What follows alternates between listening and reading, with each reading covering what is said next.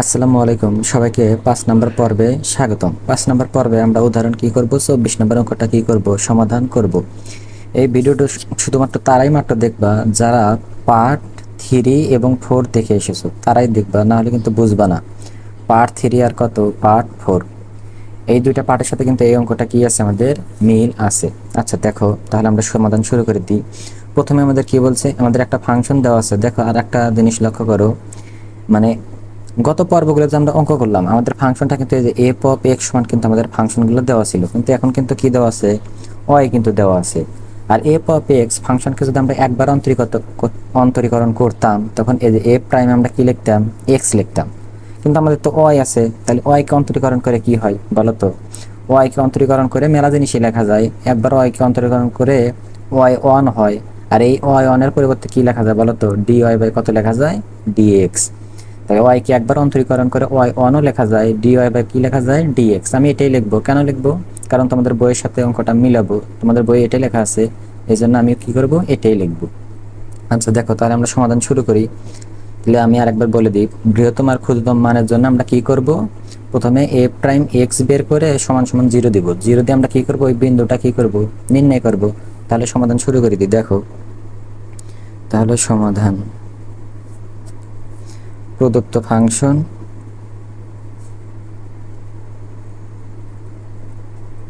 তাহলে প্রদত্ত ফাংশন আমাদের কি দেওয়া আছে, y সমান 2x³ - 6x² - 18x প্লাস কত 7। এখন আমরা কি করব, একবার অন্তরীকরণ করব। তাহলে একবার যদি y কে অন্তরীকরণ করি তাহলে কি লেখা যাবে, dy বাই কত লেখা যাবে, dx। আর এখানে দেখো পাওয়ার সামনে আসবে, 3 দুগুণে 6 এবং পাওয়ারের থেকে 1 কমবে, x²। তাহলে 12x, আর এখানে কত হবে 18, আর ধ্রুবককে গেলে কত হয়, 0 হয়। তাহলে ওটা আমরা লিখবো না। তাহলে আমরা শর্ত অনুসারে আমাদের কি হবে, এখন এই জিনিসটা সমান 0 হবে। dy বাই কত, dx সমান সমান কত, 0। এখন এই জিনিসটার মান তো আবার এটা, তাহলে এখানে লেখো যে আমাদের 6x² - 12x মাইনাস কত 18 সমান সমান কত, 0। এখন এখান থেকে মানটা বের করে সুন্দর করে x এর মানটা কি করবা, বের করবা। দেখো আমরা কিভাবে বের করি। তাহলে এখান থেকে আমরা যদি 6টা কমন নিই, তাহলে দেখো তো কত হয়, 6টা কমন নিলে x² - 2x 3 6 18 সমান কত আমাদের, 0। এখন 6 যদি আমরা 0 এর সাথে ভাগ করে দিই, তাহলে এই জিনিসটা তো 0 হয়ে যাবে। তাহলে x² - 2x - 3 সমান কত, 0। এখন এটাকে উৎপাদক করো, তাহলে আমাদের শেষে আছে কত, 3। 2 গুণন 1, 2 1 কত হয় 2, এবং 2 আর 1 যোগ করে কত হয় 3। আমাদের কিরকম হইলো, সরি আমি একটু ভুল করলাম, শেষেই আছে কত, 3। তাহলে 3 গুণন 1, 3 1 কত হয় 3, আর 3 এর থেকে 1 বাদ দিলে এবার কত হয়, 2 হয়। তাহলে মাঝখানে কত আছে, 2। তাহলে x² - 3x plus x minus কত 3 সমান সমান কত, 0। তোমরা কিন্তু এই জিনিসগুলো পারো। তাহলে x মাইনাস কত হবে 3, এখানে যদি আমরা প্লাস 1টাই কমন নিই, তাহলে x মাইনাস কত হবে 3 সমান সমান কত, 0। অর্থাৎ এখান থেকে আমরা কত মান পাবো, x - 3 এবং এখানে কত আছে, x প্লাস কত 1 সমান সমান 0। তাহলে x সমান এখান থেকে কত হবে, -1 হবে, আর কত প্লাস আমাদের কি হবে, 3 হবে। এখন আমাদের শিওর হয়ে নিতে হবে যে এই 1 এবং 3 বিন্দুতে তো আমরা জানি 1 3 বিন্দুতে ফাংশনের বৃহত্তম এবং ক্ষুদ্রতম, যেহেতু অঙ্কটা বৃহত্তম আর ক্ষুদ্রতম লেখা আছে, আমরা তাই বলি 1 আর 3 বিন্দুতে বৃহত্তম আর ক্ষুদ্রতম আছে। আমরা শিওর হয়ে নিব যে এই বিন্দুতেই আমাদের হয়তো বৃহত্তম মানটা আছে, অথবা এই বিন্দুতেই আমাদের ক্ষুদ্রতম মান আছে। এই শিওর হওয়ার জন্য আমাদের কি করতে হয়, এই ফাংশনটাকে 2 বার অন্তরীকরণ করতে হয়। কারণ আমরা জানি 2 বার অন্তরীকরণ করে যদি আমরা 0 থেকে ছোট পাই, তাহলে এখান থেকে আমরা বড় মান পাই। আর 2 বার অন্তরীকরণ করে যদি আমরা 0 থেকে ছোট মান পেলে আমরা বড় মান পাই। আর 0 থেকে যদি বড়, মানে 0 থেকে যদি বড় হয়, তাহলে এখান থেকে আমরা কি পাই, ছোট মান পাই। তাহলে আমরা ফাংশনটাকে 2 বার অন্তরীকরণ করি। তাহলে আমরা যদি 2 বার অন্তরীকরণ করি, একবার অন্তরীকরণ করে যদি এটা হয়, তাহলে 2 বার অন্তরীকরণ করে কি হয় জানো, এই যে এরকম হয়, ডি ওয়াই বাই কত, dx। এতে কানিকোনা স্কোয়ার হয়, এখানে স্কোয়ার হবে এবং x এর উপর কি হবে, স্কোয়ার হবে। এটা হলো 2 বারের শর্ত। আচ্ছা, তাহলে এই ফাংশনটাতে একবার অন্তরীকরণ করাই ছিল, এখন যদি আমরা এই ফাংশনটাকে আরেকবার অন্তরীকরণ করি, তাহলে তো 2 বার হয়ে যাবে।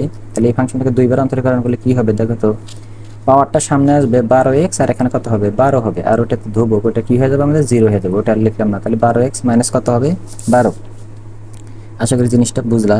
12x মাইনাস কত হবে 12। তাহলে দুইবার অন্তরীকরণ করা শেষ। এখন আমরা টেস্ট করব এই বিন্দু নিয়ে, দেখবো 0 থেকে ছোট আসে না বড় আসে। তাহলে আমরা দেখো শুরু করি। তাহলে x সমান 1 বিন্দুতে আমাদের ফাংশনটা হলো d square y dx square. তাহলে আমরা 1 বসাইছি, সরি 12 আছে আমার বিন্দুর মানটা হলো, x এর মানটা হলো -1 আর এখানে কত আছে আমাদের 12। তাহলে এখান থেকে কি হবে -12 -12। তাহলে -12 এবং -12 সমান সমান কত হয়, মাইনাস কত হয় 24 হয়। দেখো তো এটা কি -24 0 থেকে ছোট না বড়, ছোট। তাহলে এটা কি 0 থেকে ছোট, সুতরাং বলা যায় যে, ধরো আমি একটা কাগজ নেই, তাহলে লেখো আবার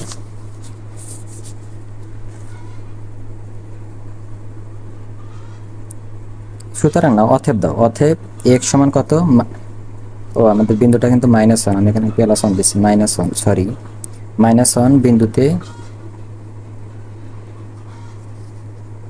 ফাংশনের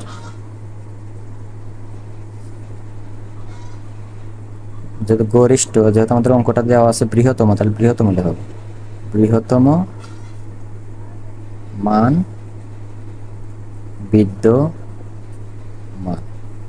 বৃহত্তম মানটা বের করে দাও। তাহলে আমাদের y সমান ফাংশনটা কি দেওয়া ছিল, আমাদের y সমান ফাংশনটা দেওয়া ছিল 2x³ -6x স্কোয়ার -18x আর কত দেওয়া ছিল +7।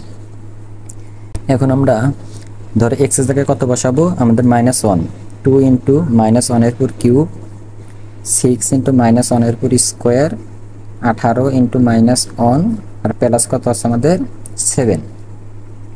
তাহলে -1 এর উপর বিজোড় সংখ্যা মানে -ই, তাহলে 1 আর এখানে যদি 2 গুণন দিই তাহলে এটা কিন্তু -2 হবে। -1 এর উপর হলো জোড় সংখ্যা মানে প্লাস, প্লাস মানে মাইনাস, 6 একে কত হয় 6, মাইনাস মানে প্লাস 18 আর এখানে কত আছে আমাদের 7। এখন যোগ বিয়োগ করো, 18 আর 7 কত হয় 25, আর -6টা -2টা, মাইনাস কয়টা হলো 8টা। তাহলে 25টার মধ্যে থেকে যদি -8টা বাদ দিই তাহলে কত হবে 17। তাহলে ফাংশনের আমরা বৃহত্তম মান পেলাম কত 17। আর আমরা এটাও দেখলাম যে আমাদের -1 বিন্দুতেই আমাদের কি আছে, বৃহত্তম মানটা আছে। এখন আমরা অনুরূপভাবে 3 এর জন্য নির্ণয় করব। দেখো তাহলে x সমান 3 বিন্দুতে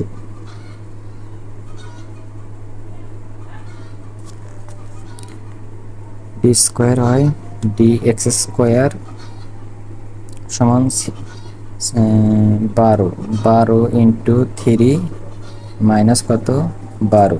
দেখো কত হয় 36, 3 বারং 36 মাইনাস কত আছে আমাদের 12। তাহলে এখান থেকে যদি আমরা লিখি তার মানে এখানে কত হবে 24 হবে। 24 কি 0 থেকে বড় না ছোট, অবশ্যই বড়। তাহলে এটা কি কত 0। অতএব লেখো, অতএব x সমান 3 বিন্দুতে ফাংশনের লঘিষ্ঠ মান বিদ্যমান। কারণ আমরা জানি দুইবার অন্তরীকরণ করে যদি 0 থেকে বড় হয় তখন ছোট মান পাওয়া যায়। বিন্দুতে ফাংশনের, তোমার অঙ্কটা ক্ষুদ্রতম লেখা আছে তার তোমরা লেখো ক্ষুদ্রতম মান বিদ্যমান, ক্ষুদ্রতম মান বিদ্যমান। এখন মানটা নির্ণয় করে দাও। দেখো তাহলে আমাদের y সমান ফাংশনটা দেওয়া ছিল হলো 2x³ 6x square -18x plus কত 7। তাহলে 2x এর মান কত আমাদের 3, 6 ইন্টু 3 এর উপর স্কোয়ার -18 ইন্টু তোমার 3 প্লাস কত 7। আর 3 এর উপর কিউব মানে 27, 27 দুগুণে কত হয় 54। আচ্ছা 3 এর উপর স্কোয়ার মানে 9, 6 লং 54 আর এখানে কত হবে 18, 8 3 8 24 4 হাত থাকে হলো 2 3 1 3 আর 2 5 54 আর কত হয় 7 হয়। তাহলে দেখো কি হয়, একটা +54 একটা -54 কাটা দিলাম, 18 গুণ 3 সমান 54 হয়। তো 54 বিয়োগ 7 সমান 47। কত হইলো আমাদের মাইনাস কত হইলো 47। তাহলে দেখো ফাংশনের ক্ষুদ্রতম মানে ছোট, ছোট মানটা আমরা কত পেলাম -47 আর বৃহত্তম মানে বড়, বড় মানটা আমরা কত পেলাম 17। তার মানে অঙ্কটা আমার কি আছে ঠিক আছে। দেখো তারপরে আমরা একটা জিনিস নির্ণয় করি। তারপরে আমাদের কি বলছিল, তাহলে এটা আমরা দেখলাম বক্রতার বিন্দু সমূহ নির্ণয় করো। বক্রতার বিন্দু আর ইনফ্লেকশন বিন্দু একদম সেম। বক্রতার বিন্দু আর হলো কি ইনফ্লেকশন, যা আমি কিন্তু গত 2 পর্বে কিন্তু এই ইনফ্লেকশন বিন্দু কিভাবে নির্ণয় করে আমরা কিন্তু একটা না দুইটা অঙ্ক কিন্তু করেছি। ইনফ্লেকশন বিন্দু কিভাবে নির্ণয় করে আমি আবার একটু বলে দিই। বক্রতার বিন্দু আর ইনফ্লেকশন বিন্দু হলো সেম। ইনফ্লেকশন বিন্দু বা বক্রতার বিন্দুর জন্য আমাদের এই যে এফ ডাবল প্রাইম এক্স সমান কত দিতে হয়, 0 দিতে হয়। দিয়ে এখান থেকে এক্স এর মানটা বের করতে হয়। এক্স এর মানটা যা হবে ওটাই হচ্ছে তোমার হলো বক্রতার বিন্দু। বক্রতার বিন্দু বিন্দু বা ইনফ্লেকশন বিন্দু তুমি যেটাই বলো না কেন, বক্রতার বিন্দু বলা হয় বা কি বলা হয় ইনফ্লেকশন বিন্দু। দেখো তাহলে আমরা নির্ণয় করি। আশা করি জিনিসটা বুঝবা, সহজ আছে। দেখো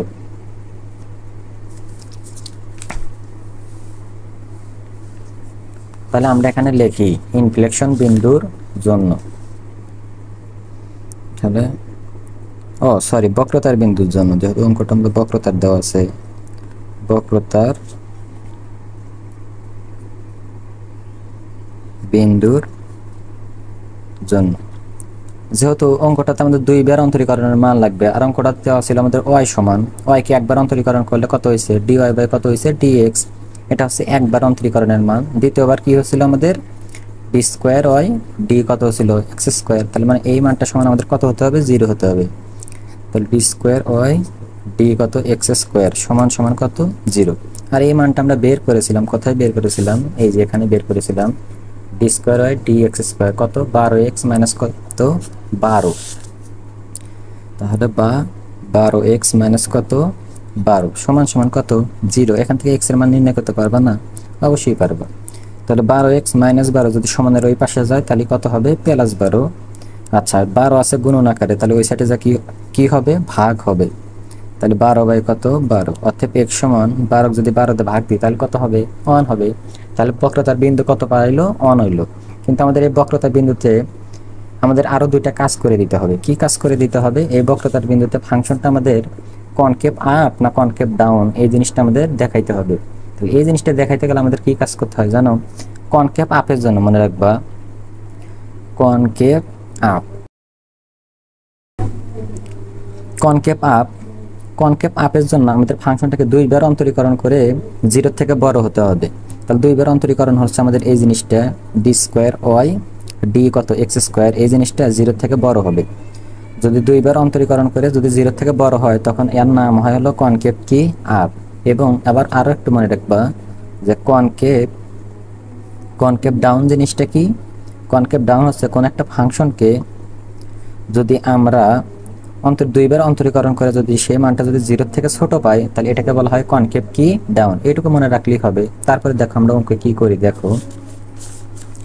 তাহলে এখানে লিখবা এই যে আমাদের ইনফ্লেকশন বিন্দু অথবা বক্রতার বিন্দু কতবার এলো বলো তো 1 বার এলো। এখন এইভাবে লিখবা যে x লেস দেন ইকুয়াল 1 ব্যবধিতে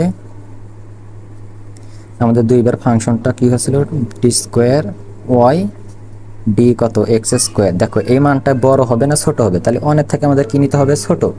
যদি আমরা 1 এর থেকে ছোট নিই তাহলে দেখো তো কত হয় 1 এর থেকে ছোট মানে কত বলো তো 0। যদি 0 বলে বসাই 0 এর সাথে তুমি এই পৃথিবীর যাই গুণ দাও না কেন ওই জিনিসটা 0 হয়ে যাবে। তাহলে এখান থেকে কি হবে -12 হবে। -12 মানে কি 0 থেকে ছোট। তাহলে 2 বার অন্তরীকরণ করে কি পাবো 0 থেকে ছোট। আর যখনই মানে 0 থেকে ছোট পেলাম তখন এটা কি হয়ে গেল বলো তো কনকেভ আপ হলো না কনকেভ ডাউন হলো? কনকেভ কিন্তু ডাউন হলো। যে কনকেভ ডাউন আমরা জানি 0 থেকে কি হয় ছোট হয়। তাহলে এইভাবে লেখো অতএব x লেস দেন ইকুয়াল 1 ব্যবধিতে ফাংশনটি কনকেভ ডাউন। আচ্ছা শেষ। এখন আমরা আবার দেখব। এখন তো আমরা 0 থেকে ছোট নিছি, এখন আমরা কি করি সরি বক্রতার বিন্দু 1 এর থেকে একটা ছোট নিছিলাম। এখন আমরা কি করব 1 এর থেকে আমরা কি নেব বড় নেব। তোমরা কিন্তু এটা পারবা কারণ আগে ভিডিওগুলোতে কিন্তু এই জিনিসটা আমি 2 বার দেখাইছি। 1 ব্যবধিতে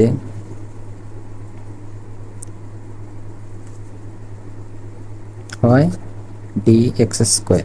দেখো এটা অবশ্যই 0 থেকে বড় হবে। কেন বড় হবে দেখো আমি তোমাদের দেখাচ্ছি। তাহলে 1 এর থেকে বড় নিতে হবে। তো 1 এর থেকে বড় কত? 1 এর থেকে বড় হচ্ছে মনে করো যে 2। তাহলে যদি আমরা এখানে যদি 2 নেই তাহলে 12 দুগুণে 24 প্লাস 24 প্লাস 24 এর মধ্যে থেকে যদি -12 বাদ যায় তাহলে কিন্তু প্লাস মান থাকে। আর প্লাস মান অবশ্যই এটা কি 0 থেকে আমাদের কি বড়। আচ্ছা তাহলে দেখো তারপরে আমরা কিভাবে লিখি। তাহলে অতএব x এটা দেখেন 1 ব্যবধিতে ফাংশনটি কনকেভ আপ। তারপরে এখানে একটু ভাষা লিখবা। ভাষা লেখা কিছুই লেখা লাগবে না। অতএব এইভাবে লেখো, অতএব x সমান 1 বিন্দুটি হচ্ছে বক্রতার বিন্দু। এটাই আমাদের কি বলতো অ্যান্সার। এইভাবে দিলেই হবে, শিওর হবে। আচ্ছা তারপরে দেখো তো আমাদের প্রশ্নে আরেকটা মান বের করতে বলেছিল। দেখো কি বের করতে বলেছিল আমি তোমাদের দেখাই। তাহলে দেখো আমাদের এই প্রশ্নটা আমরা সমাধান করলাম। এখন আমরা এটা দেখব। দেখাও যে বক্রতার বিন্দু বৃহত্তম এবং ক্ষুদ্রতম বিন্দুর মধ্যে অবস্থিত। তাহলে দেখাও যে বক্রতার বিন্দু বৃহত্তম ও ক্ষুদ্রতম বিন্দুর মধ্যে কি অবস্থিত। দেখো তো আমরা এই বিন্দুটা কত পেয়েছিলাম বলো তো? -1 থেকে কত পেয়েছিলাম? 3। তাহলে -1 থেকে আমরা কত পেয়েছিলাম? 3 পর্যন্ত পাচ্ছিলাম। ধরো -1 থেকে আমরা কত পেয়েছিলাম? 3। তার যদি আমরা এইভাবে লিখি -1 এর পরে হলো 0, তারপরে +1, তারপরে 2, তারপরে কত 3। তাহলে আমাদের বক্রতার বিন্দু সীমাটা হচ্ছে আমাদের এটা। কিন্তু আমরা বক্রতার কেন্দ্র কত পেয়েছিলাম? বক্রতার কেন্দ্রটা পেয়েছিলাম কত? 1 পেয়েছিলাম না? এই 1 কি এই বিন্দুগুলোর মধ্যে পড়ে? হ্যাঁ পড়ে। তার মানে কি বলতো? বৃহত্তম এবং ক্ষুদ্রতম মানের মধ্যে বক্রতার বিন্দুটা কি অবস্থিত। আশা করি বুঝছো। তাহলে আমি আরেকবার বলি। প্রশ্নটা বলছিল বক্রতার বিন্দু বৃহত্তম ও ক্ষুদ্রতম বিন্দুর মধ্যে অবস্থিত। বৃহত্তম এবং ক্ষুদ্রতম বিন্দুর সীমা হচ্ছে আমাদের -1 থেকে কত? 3 পর্যন্ত। -1 থেকে যদি 3 পর্যন্ত যদি আমরা লিখি তাহলে এই পর্যন্ত হয়। আর আমাদের বক্রতার বিন্দুটা হয়েছিল আমাদের কত? 1 কি এর মধ্যে পড়ে? হ্যাঁ 1 তো এর মধ্যেই পড়ে। তাহলে আমরা এইভাবে দেখে দেখে লিখবো যে বক্রতার বিন্দু বৃহত্তম এবং ক্ষুদ্রতম বিন্দুর মধ্যে কি অবস্থিত। দেখো আমি লিখি।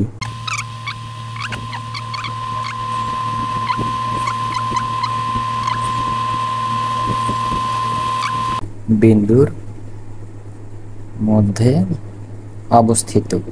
দেখো আমি কি লিখলাম দেখো তো একবার।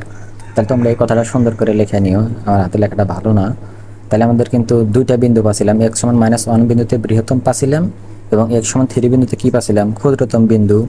হয় বলা যায় যে বক্রতার বিন্দুটি বৃহত্তম এবং ক্ষুদ্রতম বিন্দুর মধ্যে কি অবস্থিত। লেখলেই হলো, তুমি যেভাবে লেখো তাই হবে। তুমি যে প্রশ্নটা সরাসরি তুলে দিতে তাও হইতো। আচ্ছা আজকে এই পর্যন্তই। আগামী ভিডিও ক্লাসে আবার দেখা হবে। সবাই ভালো থাকবে।